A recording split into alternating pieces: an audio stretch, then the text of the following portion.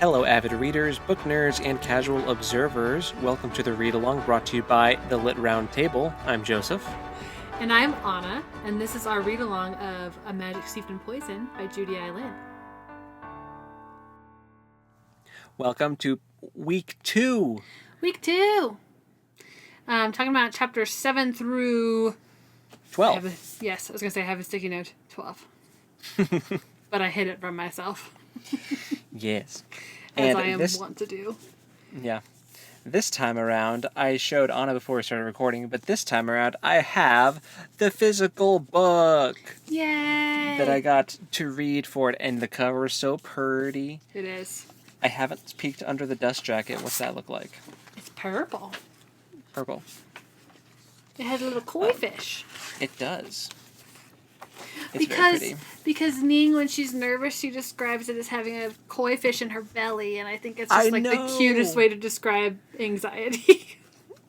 Also, for me though, that's like such a way more gross feeling than butterflies in your stomach. Oh, yeah. An actual live fish flopping around inside your stomach sounds awful. But no. So, there's a lot of things that happened because now we're reading like 6 chapters at a time, and it, there's a lot of stuff. Yes. So it starts off with this. She gets back to their from the crazy afternoon in the market with Bo, and Leanne's like, "I'm so sorry, I lost you." Yeah. In the market. Oh no! And then we get the first round of. The competition of Iron Chef. I mean, but it was so beautiful. Like the description of the competition was so well done. Oh yeah. And like the juxtaposition of her performance versus the first contestant, that guy that's really like arrogant and like it was very fascinating to see how different they approached tea making. Yeah. Yes, I liked. Like you said, the juxtaposition between them. I also liked when Leanne made her tea. That was very fun. I feel like she kind of just skated through there. Yeah. But because she made something that was atypical. But I thought it sounded delicious. Honestly, they all sounded really good. My mouth was like watering the whole time reading. Yeah, for sure. But I mean, she was going to have a tough time because even her like regional dish that was being paired with her tea, they were like, "Oh, that's weird," and then they were eating it, and they're like, "That's certainly an acquired taste." So it's like, okay, you guys aren't gonna appreciate, what she's doing this here as much as someone who's from, like her region, but whatever. Right. It was also magically described. Mm-hmm. It was great. And so then when Ning got to her tea making, I had a quote that I wrote down that I just loved. Because it's something she like repeats to herself before she starts making the tea. And it's something that her mom had said to her. And that is, human hands make mistakes, Ning, but they are the hands the gods gave us. We use them to make amends, to do good things. And I thought having that, I thought it was really smart to have that be the phrase that we as the reader and Ning went into her poem with, because we know that she was reciting it from like a place of like nostalgia and home and like comfort. And and this could just be my ignorance that I had no idea that there was going to be like controversy around this poem because it seemed fairly innocuous, right? Like there was something about the poem that felt particularly revolutionary or like that could cause an uproar, but oh my goodness. Yeah, turns out the poet was a revolutionary who didn't really like the emperor. So the marquis, one of the people there, like threw a teacup at her. Like and cut her hand. What's wrong with you? Yeah. But it was very and the chancellor stood up for her and was like, "Hey man, calm down. It's just a poem, my guy." And literally everybody else had been like whisked away into this like they were all so caught up in the moment of her tea making ceremony and her description of everything and like the poem and all this stuff. Yeah. But What a way to spoil things, Mr. No Marquis. kidding. Yeah. And we learn things about him later that's just like, oh, Yeah. wow. Well, we also got glimpses into Ning's childhood and her family, like because she was reminiscing, and it was a very beautiful section. Yes. Yeah. And then Ka-thunk. yeah, and then an assassination attempt, Arrow. which was wild. Yeah. Yeah. So I'm not necessarily buying assassination attempt, because if this princess is sitting right there, why did the arrow hit the table and not like the princess? Like, are you that bad of a shot for an assassin? So do you think it was a warning? Yeah, I don't know. Or is I it don't an know. attempt to, like, do you think it's someone's attempt to make things look dramatic and tense? I'm thinking almost along the lines of staged to make Bo, later revealed to be Kang, Yeah. look heroic, and kind of swoops in and saves the princess from danger. Yeah. That's my current theory, because why, if it was a real assassination attempt, why didn't the arrow just hit her in the chest? And why Right. did it hit the table? And then conveniently, this figure shoots out from the crowd and deflects all these arrows with his swords, like a Yeah. heroic, you know, deed. And then it's Bo, Right.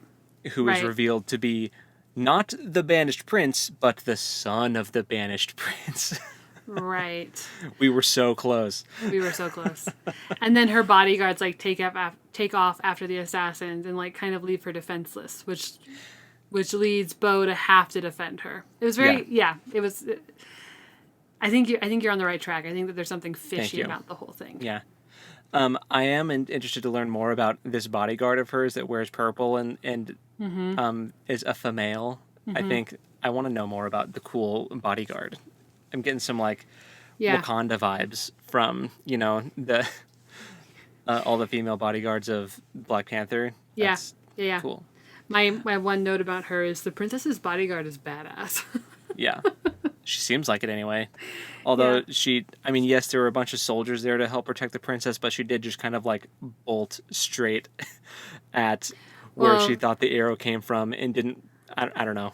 But Well, that comment was more about the description of her like flying over their heads. She just like launched herself into the air, and it was like, whoa. Yeah.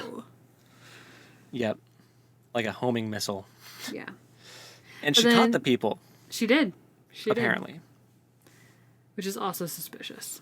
According to someone who heard a rumor who was like a maid. So it's like, Lots of I'm- hearsay. I feel like there's a lot more political intrigue in this than I was expecting, and so I'm like very not trusting of a lot of the information we're getting. That's fair. Just because of like the nature of this environment that we're in. So yeah, I think that was a staged assassination attempt. I think that Bo was just sweeping in to have a savior moment so that he wouldn't just be executed on the spot. So that he could kind of like insert himself into this royal group, because he's like the long lost cousin of the princess or whatever. So yeah. Yeah. And we find out later that he's still sneaking around. So it's not like, Oh yeah. and he's not in the prison, but he's being watched all the time. Like they don't trust him, obviously. Right. And then nobody gets to taste Ning's tea. I know. It spilled. And then they the like commotion. evacuated. She apparently wasn't the last one to go. So they decided unilaterally that if you passed and then if you were if you didn't get a chance to go, then you proceeded on to the next round. Oh, we didn't Right. touch about. That was a bad sentence. We didn't touch on. Wrong preposition. Oh my gosh. We didn't touch on how half of the competitors were eliminated based on what they picked at the market. So the competition started before they knew it started. Such a Hell's Kitchen move. Yeah. Such a like, Yeah.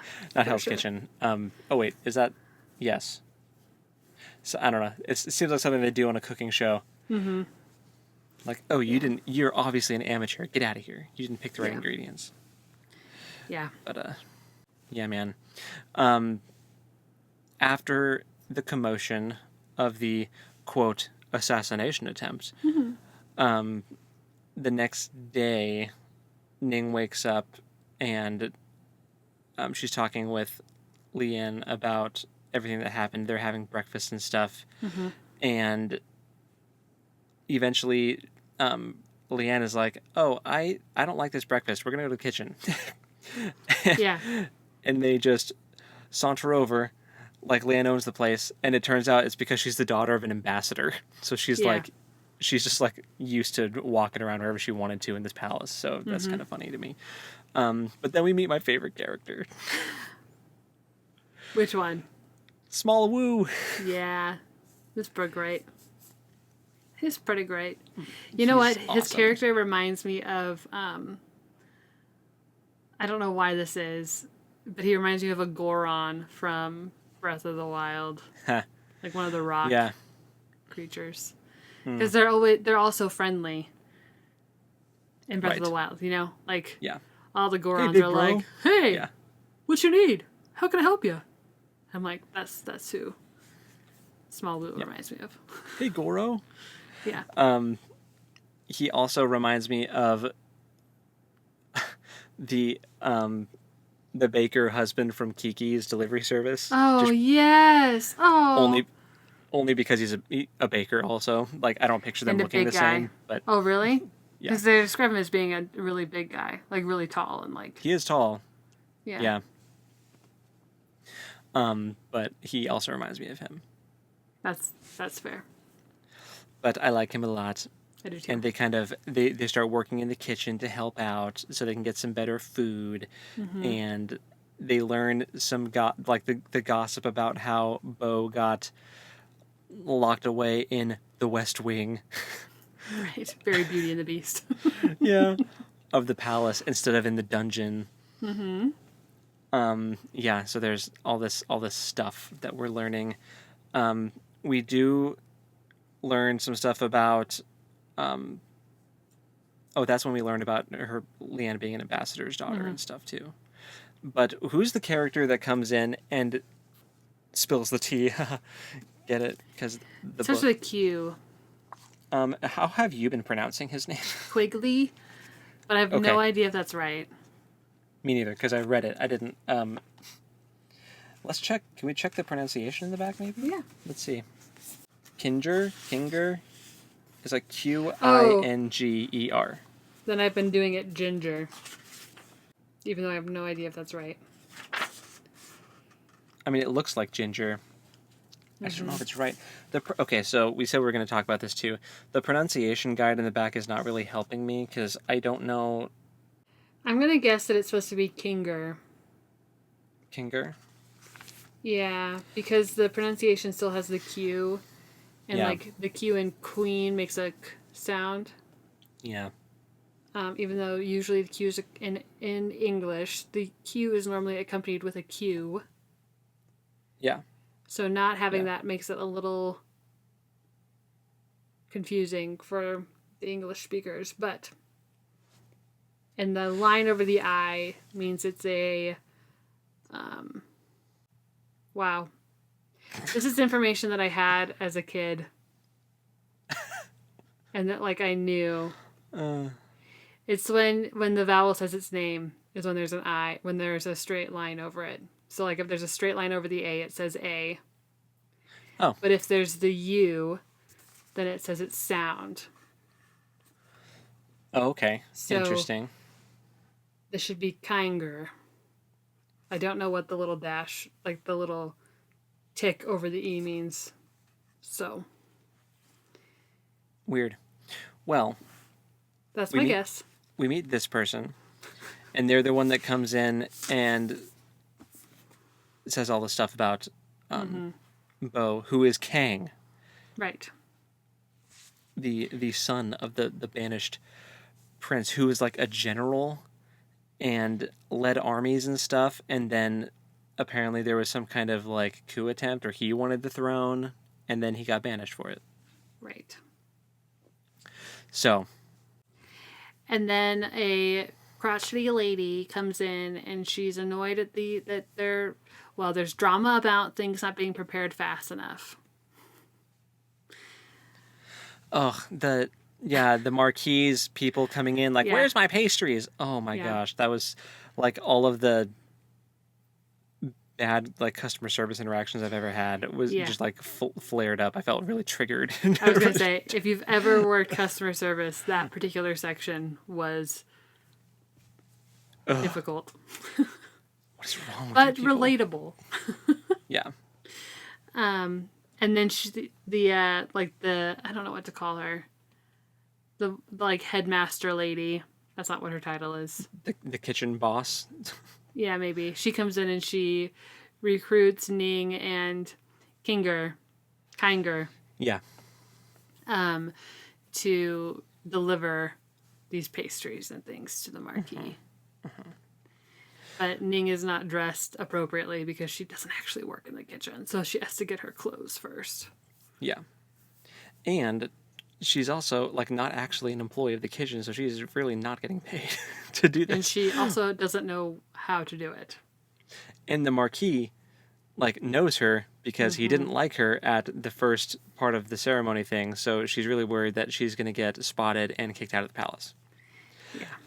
And she's on thin ice because she had quoted this revolutionary's poem, and then there was an assassination attempt immediately after. Right. So everyone thinks that she might be affiliated, so she's being watched extra closely. Which we forgot to talk about how the chancellor kind of pulled her aside in the morning and had that conversation with her about how she needs to watch herself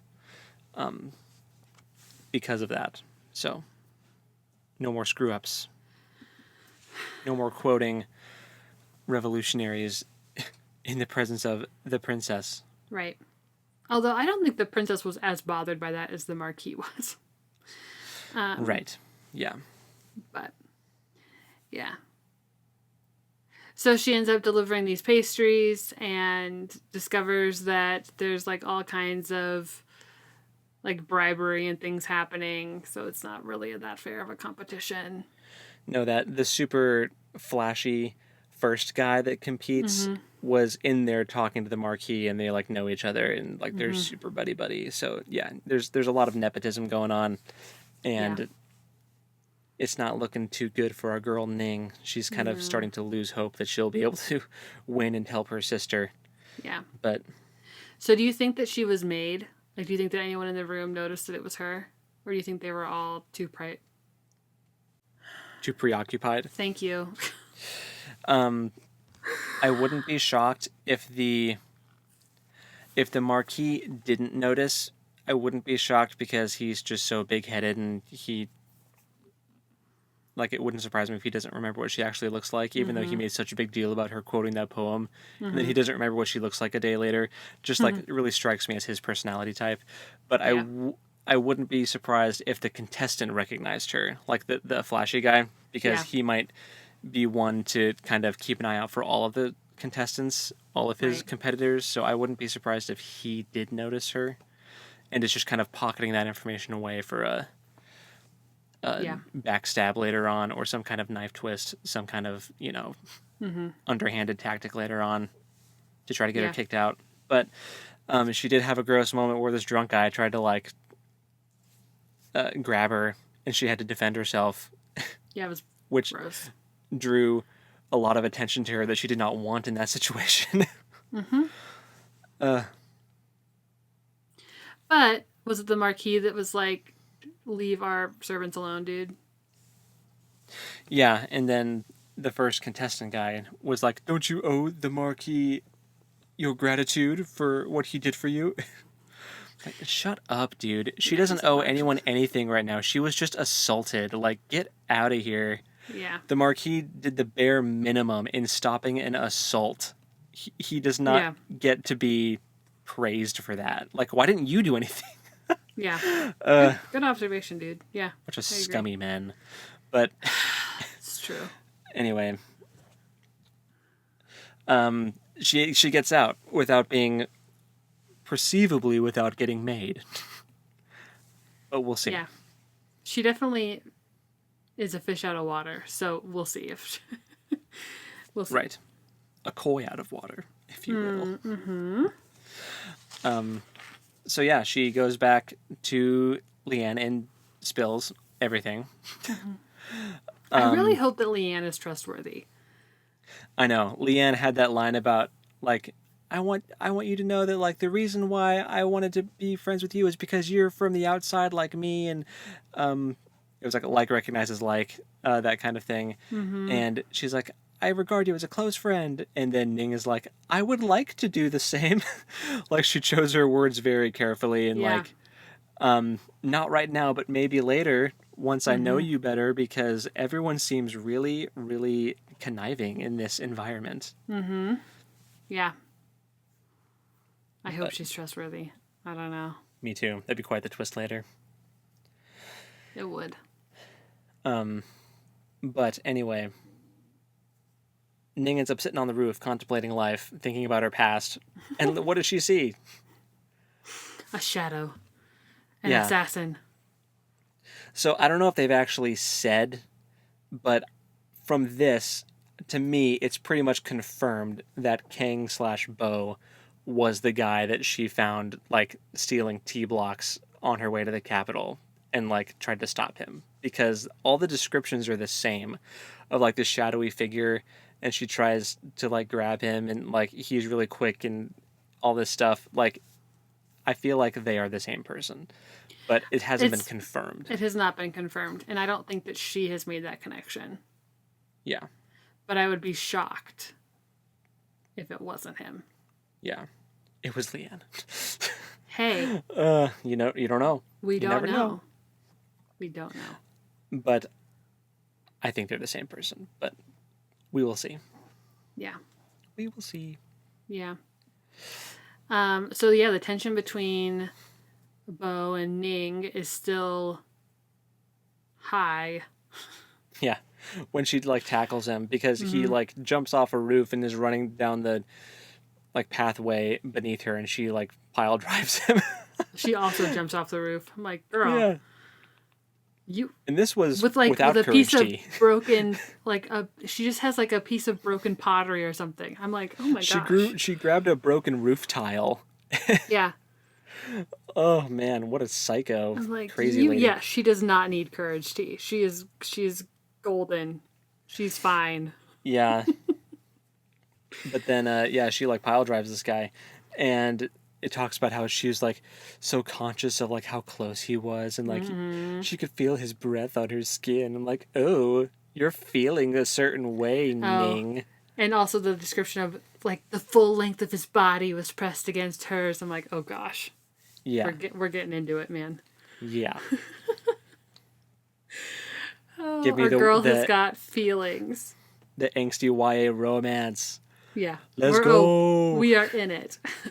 Don't you worry. So like she tackles him, but then like totally forgets what she was trying to do because he like puts his hand over her mouth and is like shh, and then Because the guards are coming. even though like that was her whole goal was to like try to alert the nearby patrols. But then he like hurries her into a building, and they just chat because he was actually coming to see her because it looked like he was trying to sneak into where the girls were staying. I said girls. They're not all girls actually. For some reason, yeah, I had this notion in my head that it could only be like going into this competition. I thought that it was only women that had this power because we've only known about her and her mom. For some reason, my brain was just like, oh, it's only girls. But no, like the first competitor is a dude. Maybe they split them up by gender, but he was. I don't think so. He was going towards where the competitor's residency. You mean I thought you meant the competition. I was like, I'm pretty sure they're all competing the same. But yeah, I don't know about like where they're staying, if they've got different areas or not. If they're not co-ed. Yeah. But anyway, he was trying to sneak into there and she tackles him. But he was trying to come see her because he felt like he owed her an explanation, according to him.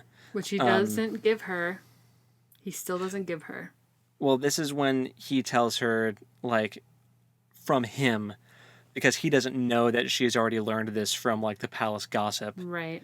He thinks that he's telling her this for the first time. Like, yeah, I'm the son of the banished prince, the general guy who, like, tried to take the throne and the emperor kicked out. That's me. But he also reveals that he's adopted. Right. Yeah, I didn't expect that. He was brought into the prince's household at an early age. Right. And he was like, I only lied about my name. I really did grow up near the palace, and like my dad really is a soldier. And she's like, yeah, like the main general of the army is a little more than a soldier. Like, yeah. But I like how she is so.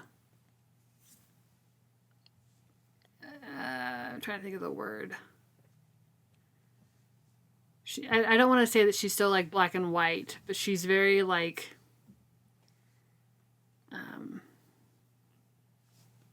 No nonsense. Yeah, she's very like straight to the point. Matter of fact. You're not. Thank you. Matter of fact, you're not going to pull one over on me. Like. Yeah.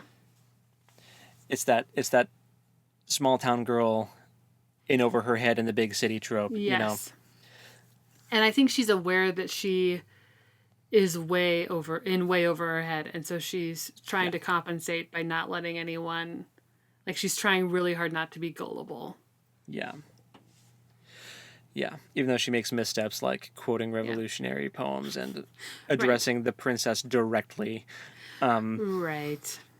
Yeah. During the competition. Yeah, that was interesting. But yeah, so he kind of tells her a little bit about who he is, and it makes sense why he was so wigged out about the secret revealing tea. Yes. So I'm curious to hear more about this brand that he has and everything regarding his backstory. I'm super curious about, but we'll see what happens. We will get there. Indeed. So, in general, Joseph, how did you feel like reading went this week versus the first week? Reading the physical book for me was much better this Agreed. week. I had a way less of a hard time focusing in on this. And I don't know if I could I don't really want to give a specific reason why, because I don't know if there necessarily is one other than I'm just not jiving with the audiobook, but it's way easier for me to focus just reading it for this one. But yeah, I think that, not all audiobooks are created equal, just like all books aren't created equal. So yeah. But I think the story is still really good. And I also had a much easier time this week. So I don't know if I was just more submerged in the world this time around. And so I wasn't battling my own like setting issues that I have to deal with when I first start reading a book or what. Because all of these chapters were in the palace. So we were like contained. We could focus more on like character interaction and like different dynamics between characters. We're getting to know characters more. Right. So that's easier to process than like the first chapter of the book. You're jumping in cold, into this world feet first. Right. So we're in it now. Yep. We're adjusting to the temperature. Yes. And it's good. It is good. It's really fun. So if you haven't started reading it yet, well, why are you here? That was silly. Yeah. Well, assuming that you are reading along with us since you're this far along in this episode, let us know what you're thinking so far. And I know it seems it's very different from the books we were reading for the past few months with Gentlemen Bastards, but I like it a lot. Yeah. Refreshing change of pace. Well, so for next week then, we get to read chapter 13 through 17. 17. Mm-hmm. So, read through there for the next episode. And yeah, I'm excited to see what new information we can glean about Kang, Ning's mom, maybe. Yeah. Yeah. I feel like she's connected to all of this. Because I feel like she was a victim she obviously was a victim of like being murdered, but I think that she's connected to this plot with the princess somehow. You know what I mean? Yes, I do. I wasn't expecting you to say that. Sorry. It was really funny. I'm glad it made you laugh. Yeah. She was obviously a victim of like murder. Indeed. She was poisoned. But But I think it's connected to everything that's happening with the princess and the Yes. the fake attempt to Yes. our suspicion that it was a fake attempt at assassination. Right. Yeah, I'm just saying stuff that's super obvious. I'm sorry. Whatever. Well, okay. I guess it's time for this episode to end. You know what? In the comments, tell us whose tea you would have liked to have tried from the first competition. I personally would have loved to have tried Leanne's. I thought it sounded really good. I would have loved any of them because as obnoxious as the first guy is, I'm sure it was still amazing. Yeah, agreed. He's not arrogant for no reason. He does have skills, so I'm sure all of them were amazing. But I think you're right that since Leanne's is like unique and a little bit different, I would have been the most interested to try that one. Yeah. But also Ning's because no one got to taste it, so right. I'm curious about how that would have gone too. Maybe she's really awful at making tea, and her mom was just always being nice to her. This is just going to keep happening, and she's going to somehow make it to like being the final the selection, and she's going to be the princess's shenanigans, and she doesn't know how to brew. Yeah. She knows nothing. Anyway, okay, so for next, not week, because that's going to be a normal episode of the podcast. For the next read-along episode, read chapters 13 through 17. And until next time, happy reading. And we'll talk to you next time. Later. Bye.